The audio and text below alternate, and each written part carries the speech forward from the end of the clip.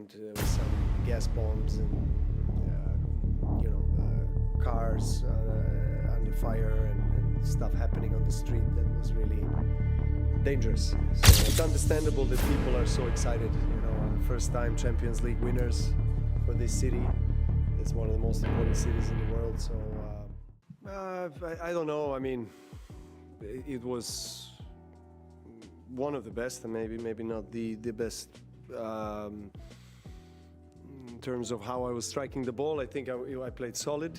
I think I always expect myself to play better, but I think considering the opponent's form as well and the last 16 round and the occasion, I think it was a very good match. I mean, from my side, a very solid performance, straight set win again. So I'm pleased with the way things are going, and obviously the matches only get tougher, so I look forward to the next challenge. Well done. Just asking you about your next opponent, Sasha. He's one of several younger players. I guess a lot of people are younger than you now, but it's one of several younger players who talk about you as someone who... He's 10 years younger. Yeah, I know. I mean, he calls himself a veteran of the game. I mean, what should I call myself then? Right, he's a rookie compared to you. But he, he's one of many younger players who talk about you helping them when they were younger. Would you have done that if you'd known you were going to still be playing them at this point and helping them along? I mean, sort of what drove you to give this assistance to this whole new generation that you're still battling against? Well, I don't think that's something special, I just see it as something that I feel it's normal for me. Like, that's something that I always wanted to do. Like, if one day I would, reach certain heights in the sport and then obviously convey that, transfer that to new generations and help new players be even better, So I always had that kind of attitude, because when I was younger, I was looking for that from the players that I was looking up to. So, some were more daring or caring to share, and some not. But I do understand that at this level, particularly when you are, at the top of the game with someone, even though you had a great relationship and you still maintain that great relationship, but maybe you're not sharing as much as you used to. And that kind of was the case with, Medvedev and Tsitsipas when they were coming up, and then Zverev, as like when they were really, really young and kind of breaking through. It was more exchanges maybe on some things, whether it was, I don't know, from the just strokes or strings they use, or the way you train or recover and stuff like this. Then when they get to do top 10, top 5 in the world, it's different. It's a different dynamic, and it's kind of normal to expect that. But nevertheless,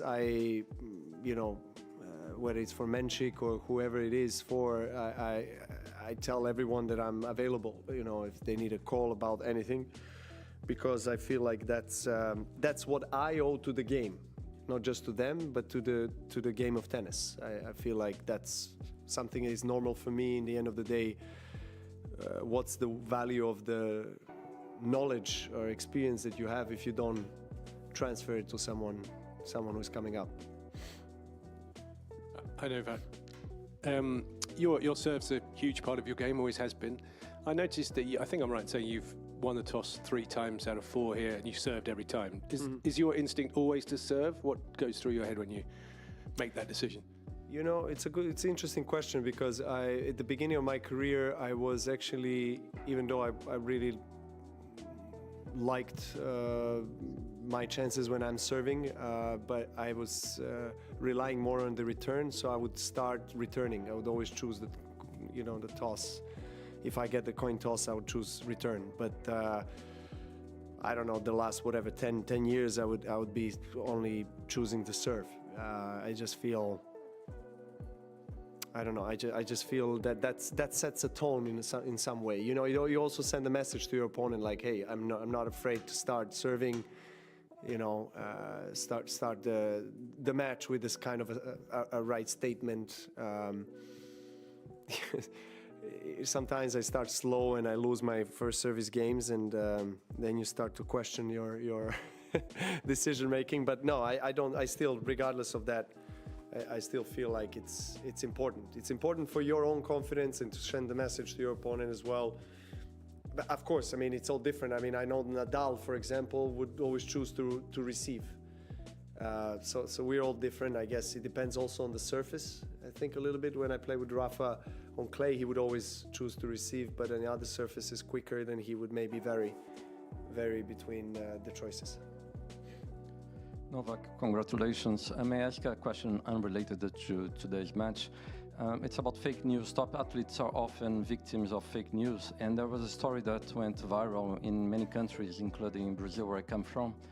The story says that you help out financially the janitor of your childhood school. I don't know if you are aware of this story. Some people say it's fake news, some people say it's AI, some people say it's authentic. I would like to know if it's true. And how do you deal with fake news? Do you try to ignore it, or do you try to do something about them? Okay, there's quite a few questions there in one question. I'll answer first the fake news. It's I guess the part of the media world we're living in today. We're more, I guess, prone to see that happening in the last 15 years with the development of the social media, and kind of it almost feels like whoever writes the news first gets the most credit or views, rather than checking for the credibility of the source. Then obviously there's always a risk that if you haven't checked and you're just trying to rush to be the first one, then that it's fake.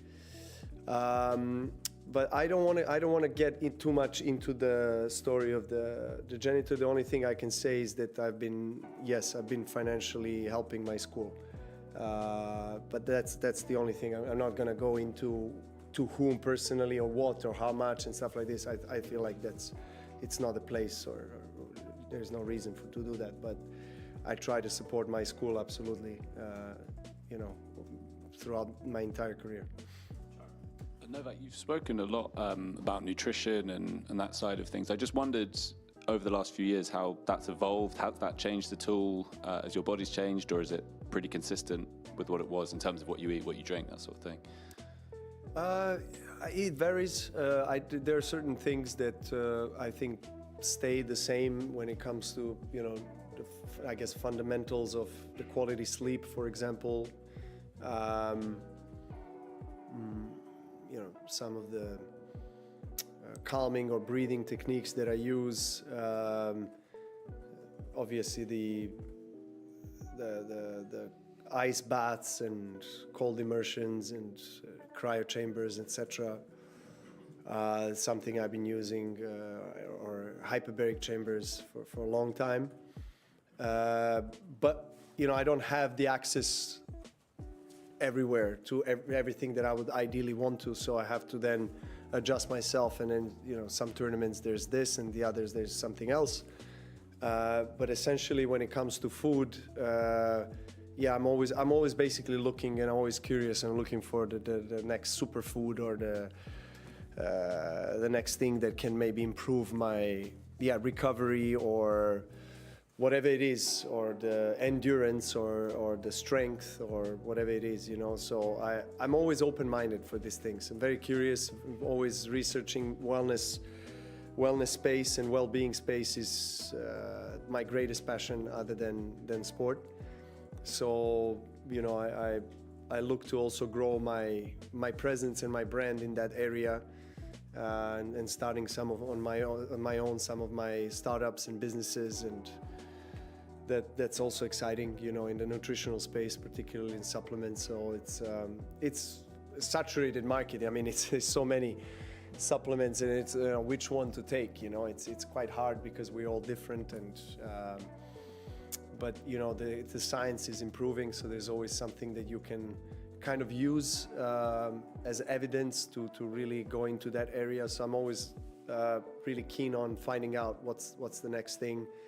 And you know, there are some things that are kind of set in stone, even when it comes to food, that are important to follow because of the way the biology works. But then there's also the new scientific research and study that comes out with some molecules or some ingredients that are, you know, greatly of a help to an athlete or whoever, you know. But us athletes, we are dependent on our bodies and how well we recover or prepare ourselves, particularly in individual sports. So that's why I think it's very interesting for anyone that is not an athlete to look at athletes and how they, you know, conduct themselves in preparation and food, sleep, what's their regime. I think that you can always take something that can be very useful for, you know, for your life. Yes, Novak, you said it was very difficult to reach your hotel the other night. Can you tell us a bit more about this trip?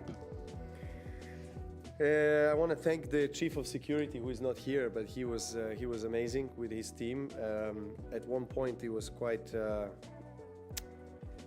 People were quite tense here, I must say, for our return to the hotel. They were not suggesting us at one point to go back at all, to maybe find a place to sleep somewhere around here for a night, because at that point it was already past midnight and there was some gas bombs and you know, cars under fire and stuff happening on the street that was really dangerous. So understandably, and actually everything around our hotel, which is close to Arc de Triomphe. So yeah, we in the end we talked, we waited for a bit, and then we decided to go, and then it was fine. In the end, we reached the hotel all good, but it was quite noisy with a lot of things happening outside of the hotel. So you know, of course, it's interesting in some way to look at from your window what's happening, but at some point it was getting out of hand. But it's understandable that people are so excited. You know, first time Champions League winners for this city. It's one of the most important cities in the world. So yeah, they're all celebrating. They still go. You know, it's gonna be several days, I'm sure, of celebration.